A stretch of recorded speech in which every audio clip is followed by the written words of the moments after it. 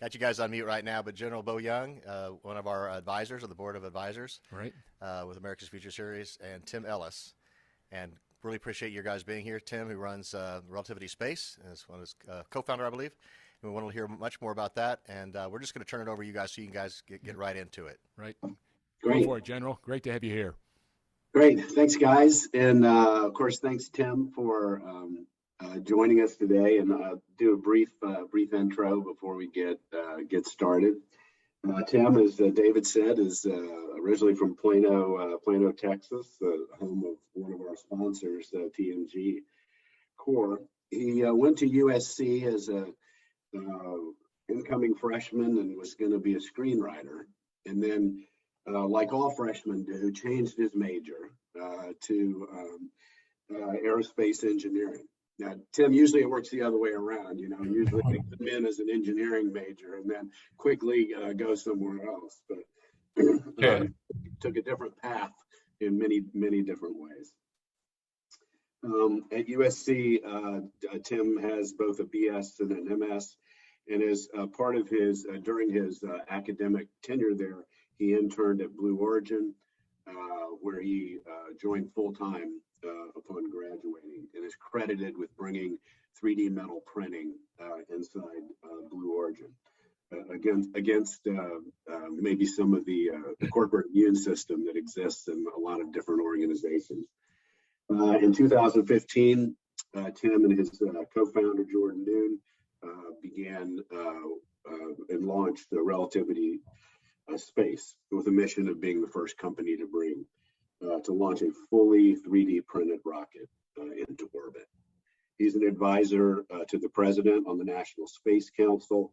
He's a member of the Time 100 Next Most Influential People, and was recognized by Forbes in their 30 under 30, which he's graduated from now that he's 31. But Tim, welcome to our talk today. Awesome. Thank you, General. Appreciate it, and good to be chatting with you again. Yeah. So clearly your story and your company is unique. Would you mind just sharing with everybody sort of the history of the company and kind of your vision for where you want to take it?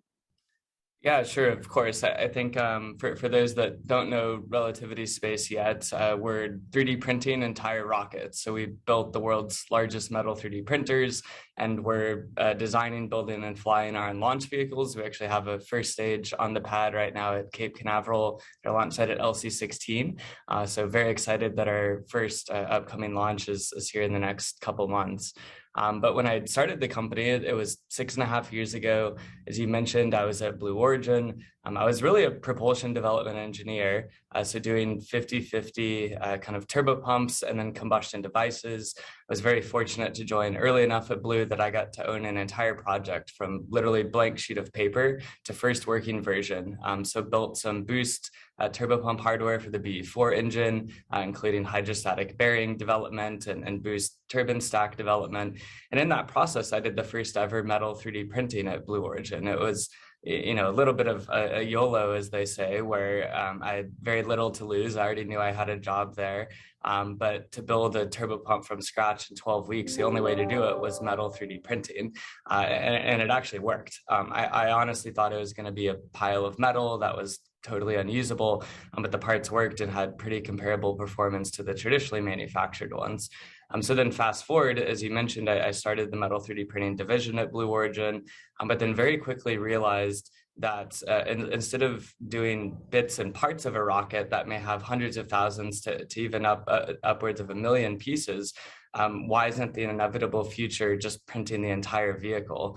So I also really was inspired by watching SpaceX land rockets and dock with the International Space Station, but they were 13 years old when I started Relativity. And despite what is probably one of the most inspiring companies in our generation that's had unbelievable success, they were still the only company in the world that wanted to make humanity multiplanetary and go to Mars and put 1 million people on Mars. I thought it was inevitable. Somebody's going to have to be the company that is joining them and has that as part of their long-term mission, and is also focused then on the manufacturing technologies we're going to use to build an industrial base on Mars. And so I thought that was Relativity's golden opportunity, that we could also join this mission to Mars. We can focus on 3D printing technologies, which to me are really just automation for aerospace, and kind of replace the entire aerospace factory based on fixed tooling, building products one at a time by hand with hundreds of thousands to millions of individual parts, which effectively that paradigm hasn't changed in the last 60 years. You still walk in, I'm actually in the old C-17 manufacturing factory right now here in Long Beach on the airport, which Relativity now occupies the whole 1 million square feet of. And this factory was based on fixed tooling. And honestly, if you saw a modern aerospace factory today, it wouldn't look much different. So I really think what we're doing isn't just building orbital class rockets, but really also focused on creating this new tech stack for aerospace that'll iterate much faster, have far fewer parts, and then ultimately be much cheaper too. And I presume then that the 3D printing, and we'll get into this a little bit more later, but what you've been able to do with it then will have applications even beyond aerospace and rockets.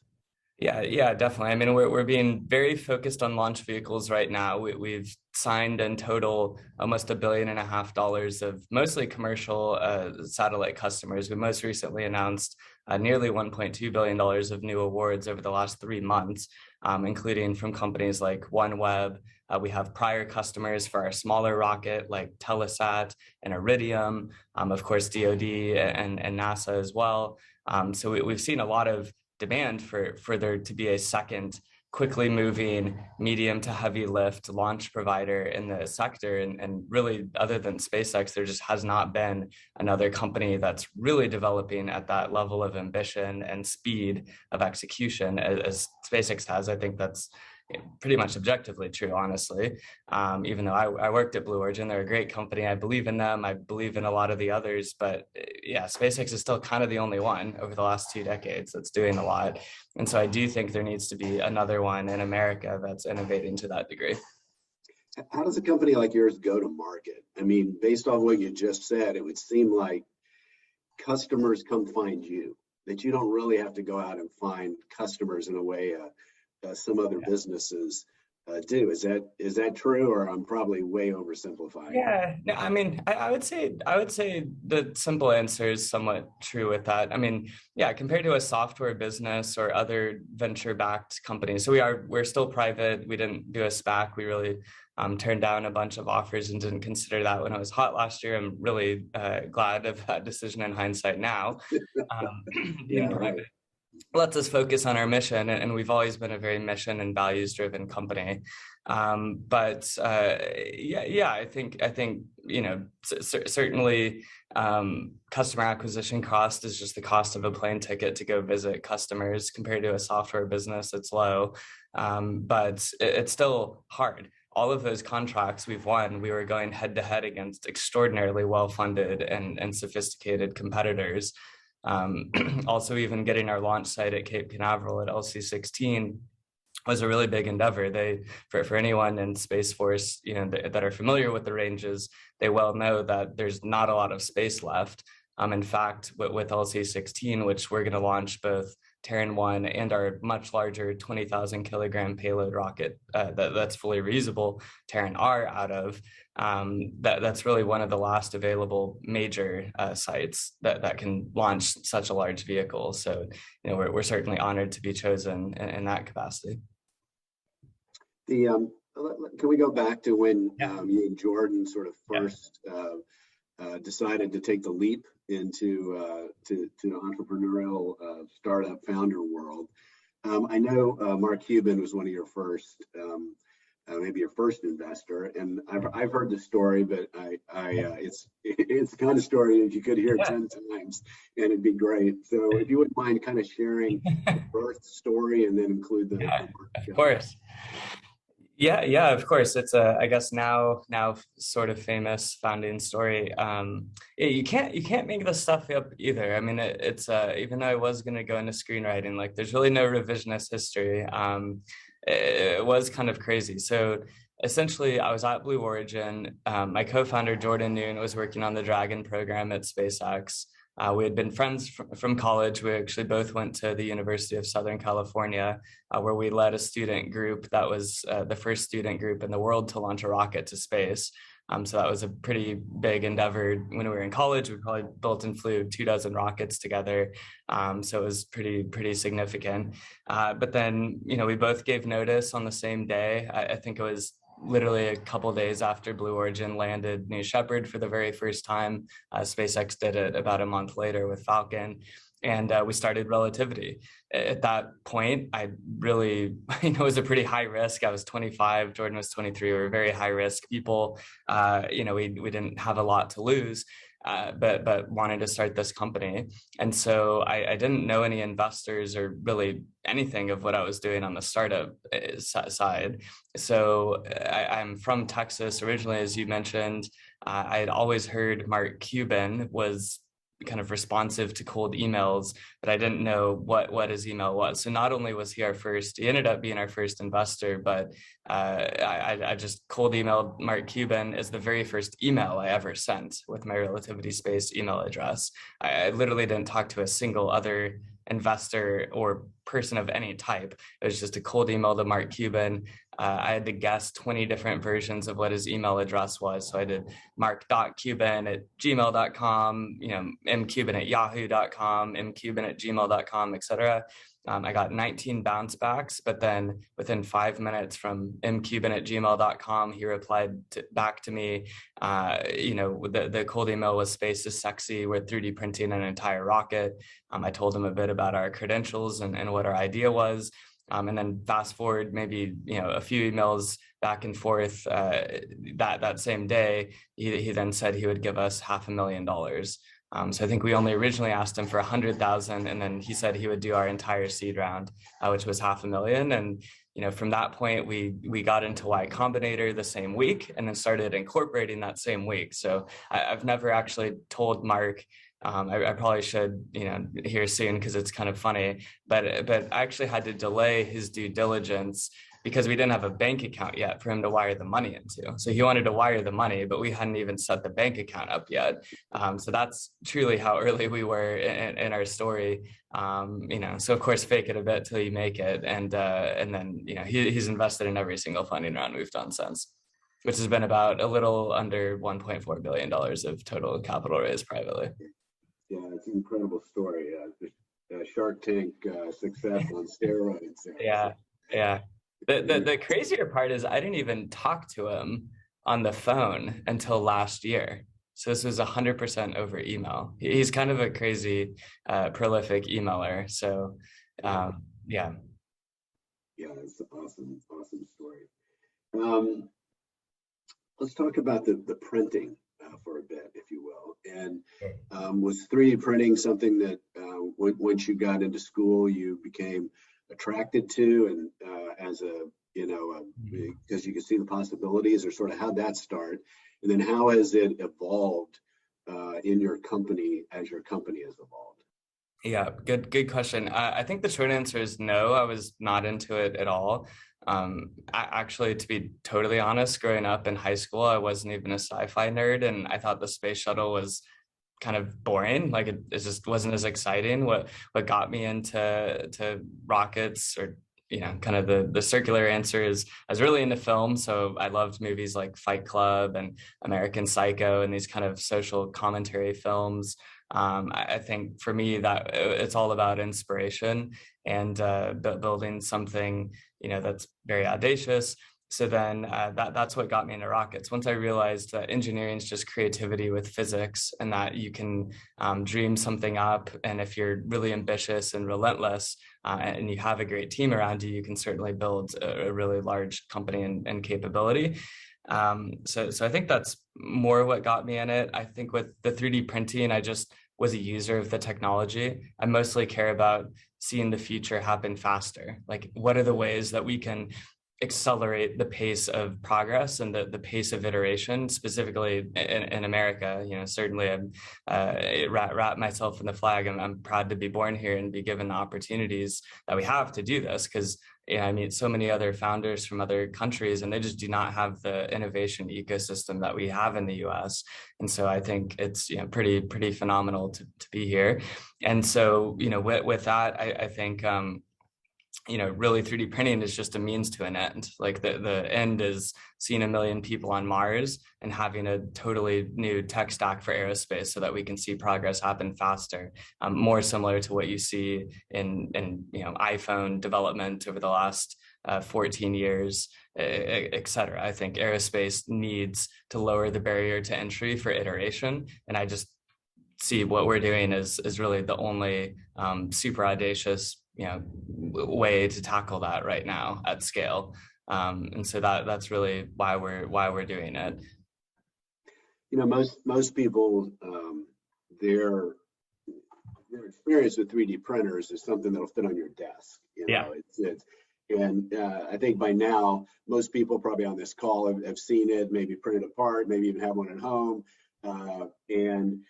but to do a rocket, something the size and scale of a rocket, is a little hard to wrap your head around. So sure. Where did you kind of start? I mean, what was your first machine like? And then how has it iterated over the last few years? Yeah. So when we started 6.5 years ago in Y Combinator, which is a famous startup accelerator in Silicon Valley, that was kind of the second check we got after the Mark Cuban one.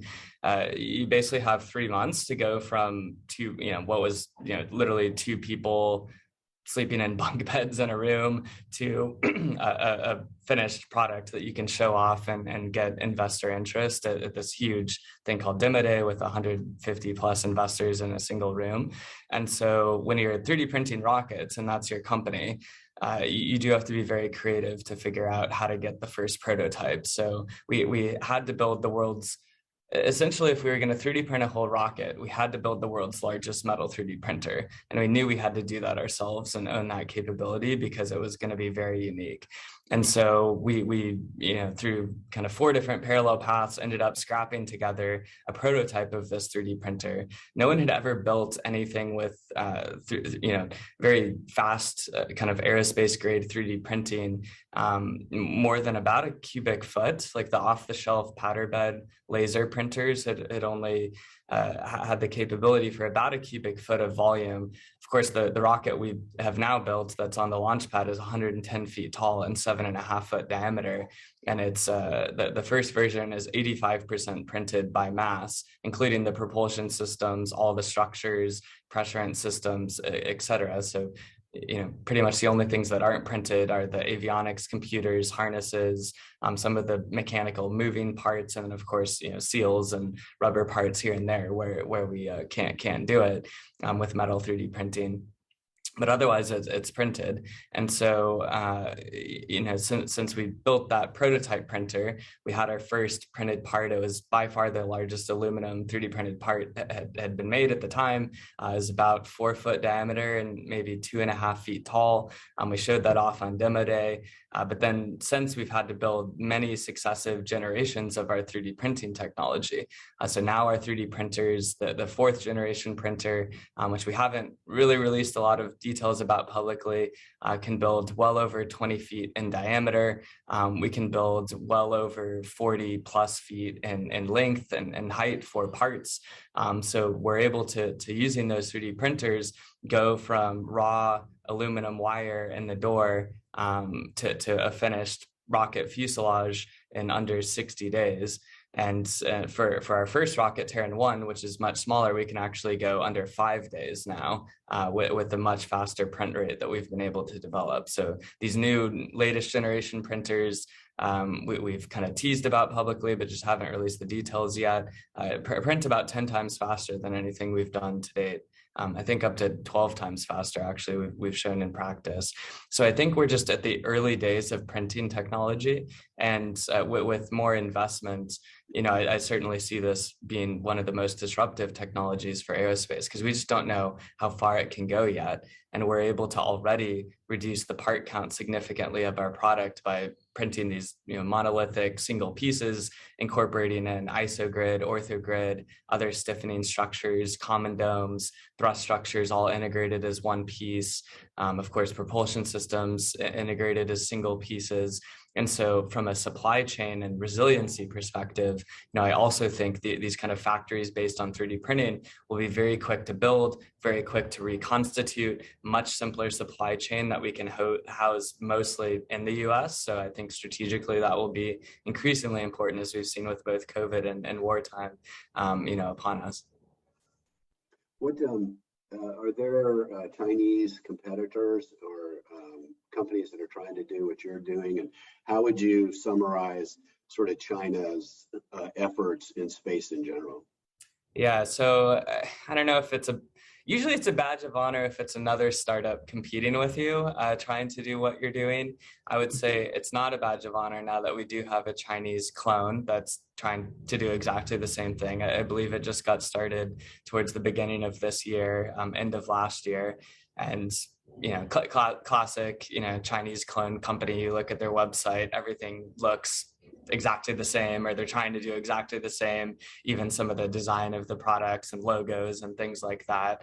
Yeah, we do have competition. They got some significant funding, and certainly cybersecurity, like we're very locked in on. We're not aware certainly of them stealing anything directly from us, but they're looking at what we're doing, and as it gets more visible, there's going to be more people that try to do this. So I think it's very important for people to understand how this technology is going to, in my view, grow versus traditional manufacturing. Since we are at the very early days of additive manufacturing and what it's capable of, whoever is furthest ahead, it's a technology that compounds very quickly because as you make each rocket design lighter weight, it actually prints faster and it's cheaper because you're depositing less material. And the stronger the materials are, the less material you have to deposit, which also makes it faster to print and cheaper. So really 3D printing does extraordinarily well with things that are very lightweight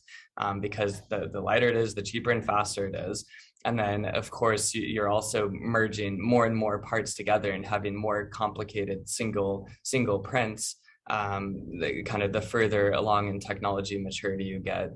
And then also as the printer gets faster, 10 times faster is an insane breakthrough that we've had over the last year. That was honestly somewhat unexpected, but even if it's 10% faster. Now it's 10% faster across every single part that you're building. So the compounding advantages that you get as this technology is maturing are going to be very significant. And right now, I would say rockets and aerospace products are going to make a lot of sense economically to build. And then technically, I would say, rockets are a really good place to start because, we already have tested rocket second stage that we're going to fly to orbit. So that was a full flight duration test of this printed primary structure plus engines.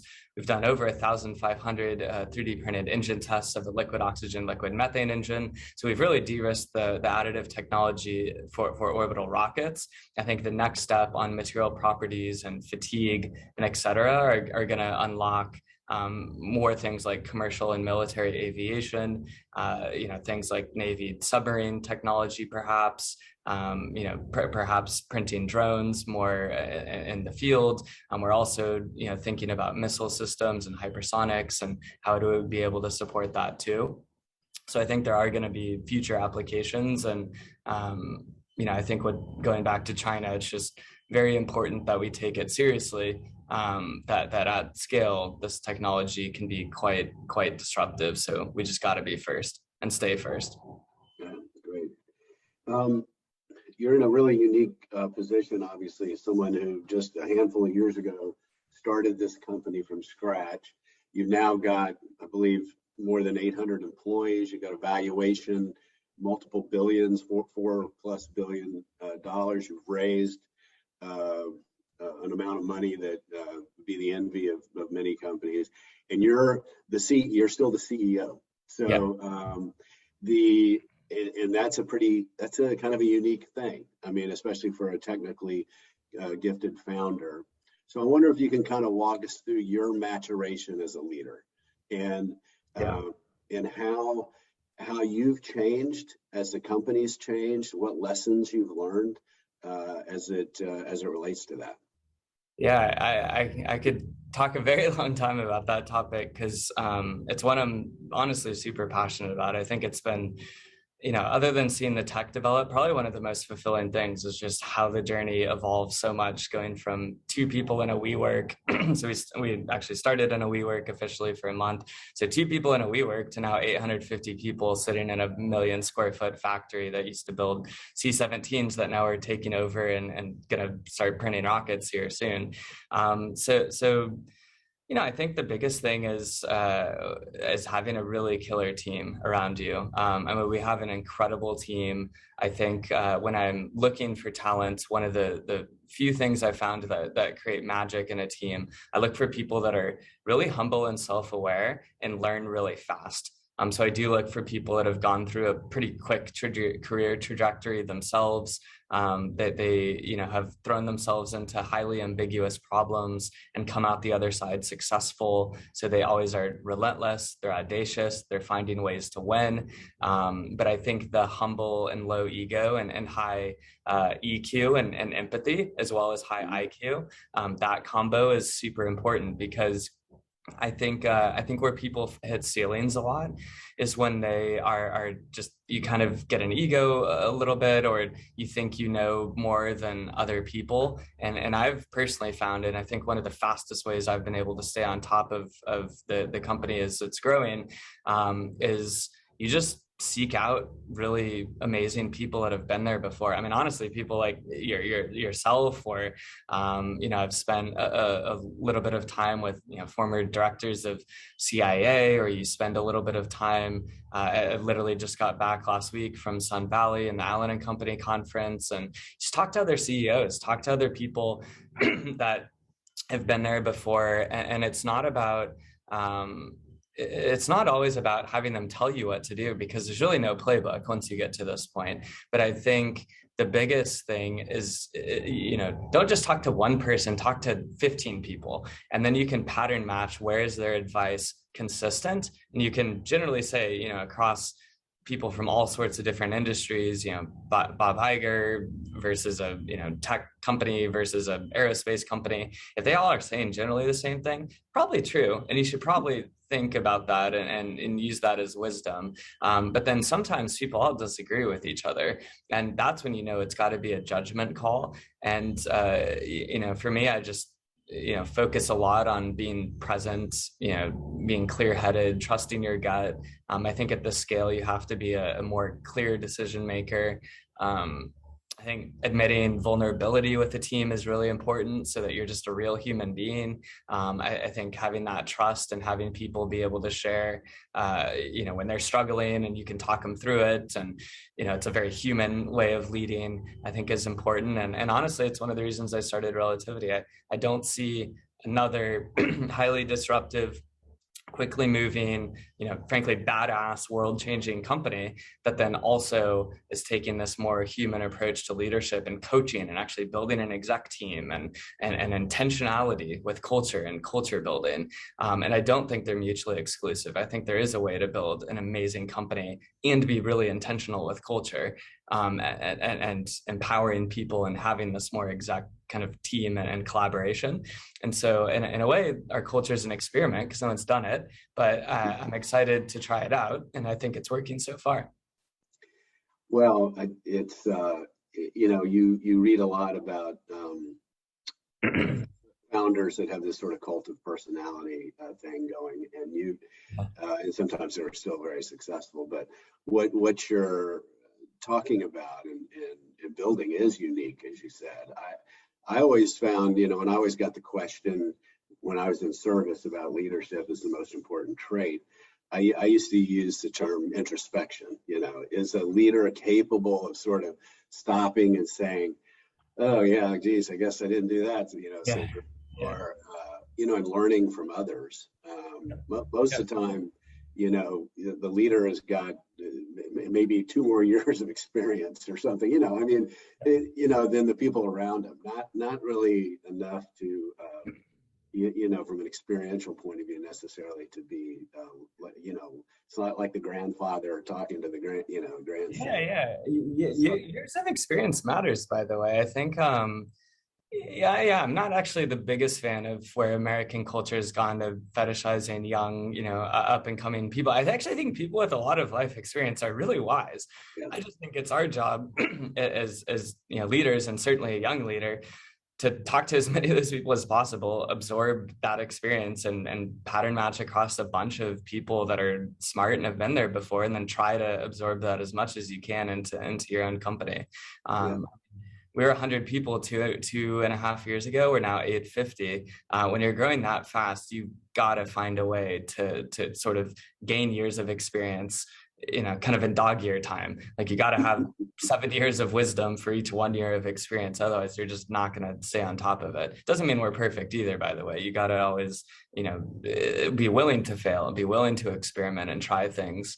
But, like you said, introspection, I think that's a great way to put it. It's kind of that self-awareness, low ego, self-teaching, work on yourself, because that's how you win. Yeah, that's great. We got about 3 minutes left, and this is probably a 3-hour topic, but I'll try to close on this question. So you've got commercial clients and DoD clients, and we have a lot of folks on the audience now that have that are leading companies with a dual use focus. What pearls of wisdom would you give for somebody who's trying to do business with the Department of Defense? I think for me, probably the biggest advice is start early and building relationships, and don't be scared to work with the government. I think I hear this a lot, maybe a little bit less so, but certainly when we were started, there wasn't Anduril, there wasn't somebody, Palantir, I think, was definitely a pretty big company, but there weren't that many examples of tech companies that were privately backed and then, reach scale and success and are working with DoD. But I think I see too many founders waiting a really long time because they're worried it's going to slow them down. But I actually think there's a way that we're all really on Team America here. And I think we all really want to see disruption and great technology happen. And so I think if you take that approach and not an antagonistic one of, certainly with regulators like, hey, don't slow me down, I think that's often the tone. But, with us, we have a really successful partnership with NASA Stennis Space Center, where we now control almost half of the, land area and different test stands where we're doing all of our engine and vehicle testing. And so I think my advice is just build those relationships early. We started talking to NASA Stennis when we were just 2 people still. After we raised the Series A and Y Combinator, we were kind of one of those crazy companies that, again, was too naive. So we raised the Series A with just 2 people, and we should not have done that in hindsight. That was a very low probability move that ended up working out. But then, same with launch sites. We talked with what was the Air Force at the 45th Wing quite early. And then that relationship paid off, because when they had, what was at one point 100 different launch companies all trying to get launch sites, we ended up having that longer relationship. So they had seen all of our 3D printed engine testing at NASA Stennis. They had seen our printer development. They knew our company. They knew some of the people on our team, like Tim Buzza, that was the first VP of launch at SpaceX and led the launch program for Falcon 1 and then Falcon 9, helped to build a lot of the launch pads at Cape Canaveral. And so that relationship and bringing those people onto the team really helped us as well. And so, I think, specifically in government, it's really good to have sort of familiar faces and people that are trusted part of your team as well. I think that helps explain your story, and that there is a culture difference, no question, between a startup and the government. Again, we were 100 people 2.5 years ago. We're now 850. I'm pretty sure the last time I checked, the NDAA budget cycle is about 2 years, and maybe even longer before you win a contract and it's into progress. So if we had been a 100-person company influencing what programs and needs and acquisitions look like, they would almost not even be relevant for us today. So we're moving very quickly. I know in the prep for this call, kind of even reflecting to myself, I hadn't thought about it. We did our first ever pump fed engine test of any kind, merging the turbo pumps with the rocket chamber about 2 years ago, like between 1.5 and 2 years ago. And now we have done over 1,500 engine tests. We have 10, fully acceptance tested flight engines. The engine's qualified. We've got thousands of seconds on it. So it's actually a very robust and reliable engine. But we started testing, really recently, because we made some changes to the chamber material from Inconel to copper, some other cycle changes. It was an open expander cycle. Now it's a gas generator cycle. But because of printing, we can move really fast. And so I think that's maybe my advice, and any government participants, is just realizing that companies like us want to move very quickly. And I think we're capable of delivering results. I think we got to earn the right to show that we can deliver capability, because these are, we're talking national security, people's lives, and serious stuff on the line. So I take that really seriously, that we've got to earn the right to compete. But I think if we do, we really want low barriers and abilities to on-ramp to some of these programs faster.